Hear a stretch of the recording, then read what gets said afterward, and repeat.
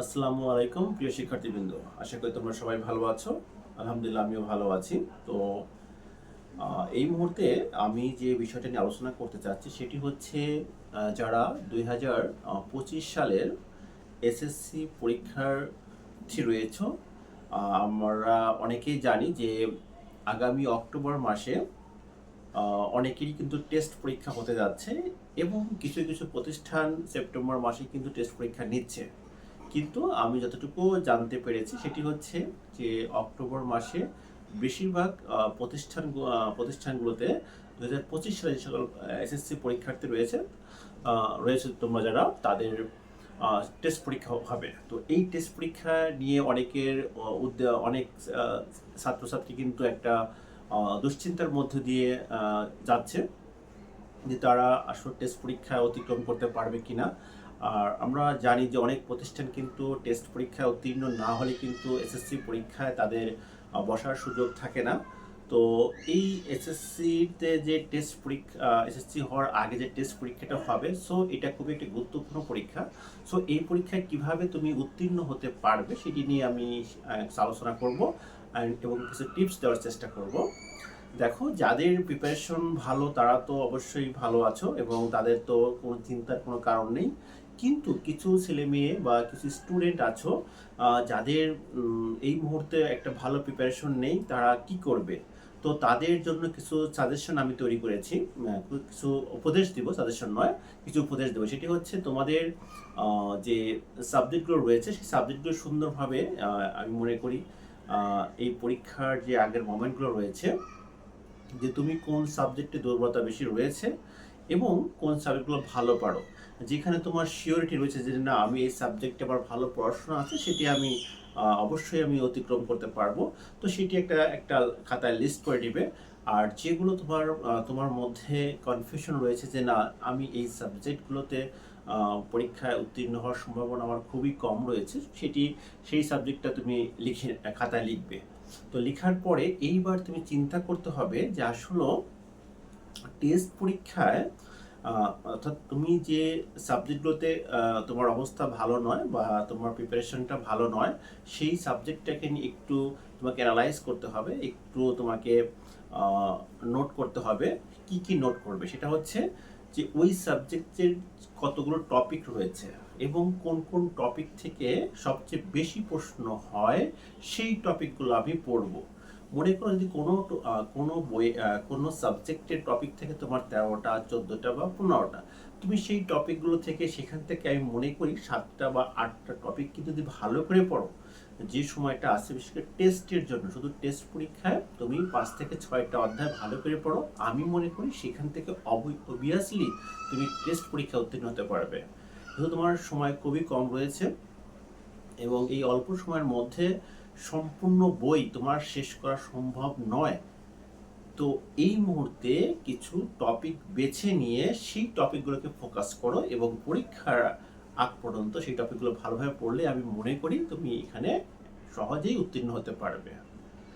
যেমন মনে করো আমি ইংলিশে নিয়ে কিছু কথা বলি, যেমন তোমার ইংলিশে অনেক টপিক রয়েছে। তো সেখানে তুমি ইংলিশ ফার্স্ট পেপার চিন্তা করো যে তোমার প্যাসেজ থেকে যে কোশ্চেন্স এবং এমসিকিউ রয়েছে সেটি তুমি গুরুত্ব দিতে পারো। অর্থাৎ এমসিকিউ এবং কোশ্চেন আনসার রয়েছে, সেখানে 10 মার্ক থাকে। এবার তুমি হচ্ছে আনসিন প্যাসেজে যাও, সেখানে কিন্তু আমাদের যে ইনফরমেশন ট্রান্সফার রয়েছে সেখানে খুব সহজেই কিন্তু 5 মার্ক পাওয়া যায় এবং সামারাইজিং রয়েছে। তো সামারাইজ করতে পারলে সেখানে 10-এর মধ্যে তুমি কিন্তু 6 বা 7 কিন্তু 8 তোলা কিন্তু সহজেই একটা স্টুডেন্ট এখানে পায়। সো এইখানে ফোকাস করতে হবে। সেই সাথে দেখো এবং গ্রাফ অ্যান্ড চার্ট কিন্তু তুমি লিখলেই কিন্তু এটা নাম্বার ক্যারি করে। সো এই গ্রাফ অ্যান্ড চার্টকে ফোকাস করো, তাহলে কিন্তু তুমি দেখবে যে এই ইংলিশে কিন্তু তোমার পাস করা খুব সহজেই। তুমি 4 দিন 5 দিন বা 7 দিনের মধ্যে যদি একটু ফোকাস করো, একটু মনোযোগ দিয়ে পড়াশোনা করো, আমি মনে করি তুমি এখানে অবশ্যই পাস করতে পারবে। এবার তুমি সেকেন্ড পেপারে আসো। সেকেন্ড পেপারে তুমি দেখো তুমি কয়েকটা আইটেম খুব ভালোভাবে এই কয়টা দিন ভালোভাবে পড়ো। যেমন হচ্ছে গ্রামারের মধ্যে ট্যাগ কোশ্চেন্স পড়ো। ট্যাগ কোশ্চেন্স খুব সহজ একটা জিনিস আমরা জানি। সেই সাথে সাফিক্স প্রিফিক্স পড়তে তোমাকে ফোকাস করতে হবে এবং পাংচুয়েশন এবং হচ্ছে কানেক্টরস। তো দেখো এই 4টে টপিকস, কানেক্টরস, সাফিক্স প্রিফিক্স এবং টেক কোশ্চেন্স, সেই সাথে চেঞ্জিং সেন্টেন্স রয়েছে। চেঞ্জিং সেন্টেন্স থেকে কিন্তু নাম্বার ক্যারি করা খুবই সহজ। সো চেঞ্জিং সেন্টেন্স থেকে তুমি কিন্তু নাম্বার ক্যারি করতে পারো। তাহলে এই 5টা রয়েছে। সেই সাথে দেখো রাইটিং পার্টে রয়েছে তোমার অ্যাপ্লিকেশন কিন্তু তুমি কিছু ফরম্যাট, দুই একটা ফরম্যাট মুখস্থ করলেই কিন্তু এই এখান থেকে কিন্তু নাম্বার ক্যারি করা খুবই সহজ আমার কাছে মনে হয়। সো প্রিয় শিক্ষার্থীবৃন্দ, তোমরা যারা খুব দুশ্চিন্তার মধ্যে রয়েছো, এই যে আমি কথাগুলো বললাম, এইরকম কিছু টপিক তুমি সিলেকশন করে নাও যেখান থেকে, এবং দেখো এবং সবচেয়ে আরেকটা সেকেন্ড পেপার আরেকটা মজার বিষয় হচ্ছে যে টার্ম কার্ড, যেটা আমি বলি যে ইংলিশ সেকেন্ড পেপারে পাস করা, সেটা হচ্ছে সিবি। এই সিবিতে কিন্তু তোমাদের 8 মার্ক থাকে। সেই সিবি থেকেও এই সিবি কিন্তু একদম প্রশ্ন ফাঁসের মতো, যে এই সিবিটা আসবে এবং তুমি যে কোনো একটা ফরম্যাট যদি তুমি মুখস্থ করো, মেমোরাইজিং করতে পারো, এইখান থেকে নাম্বার তোলা খুব সহজ। সো সো তুমি যদি সিবি লেটার অ্যাপ্লিকেশন, তাহলে এই দুই এখানে দেখো 10 মার্ক এবং 8 মার্ক। তুমি যদি এই 18 মার্কের মধ্যে তুমি কিন্তু সহজেই কিন্তু আমার কাছে মনে হয় 15 মার্ক তোলা একটা যে কোনো স্টুডেন্ট, নর্মাল স্টুডেন্টে কিন্তু এখানে 14-15 সহজেই পেয়ে যায়। আর যারা ভালো তারা কিন্তু 18তে 17, 16, 15 তুলতে পারে।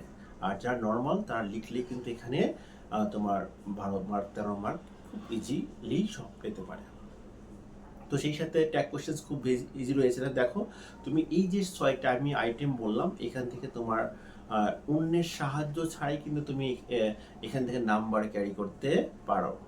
সেই সাথে ম্যাথেরও কিছু টপিক রয়েছে, সেই ম্যাথের টপিক থেকে কিন্তু এভাবে কিন্তু তুমি সিলেকশন করে কয়েকটা অধ্যায় কিন্তু এখন সুন্দরভাবে পড়াশোনা করলেই কিন্তু এই টেস্টে তোমার অতিক্রম করতে পারবে।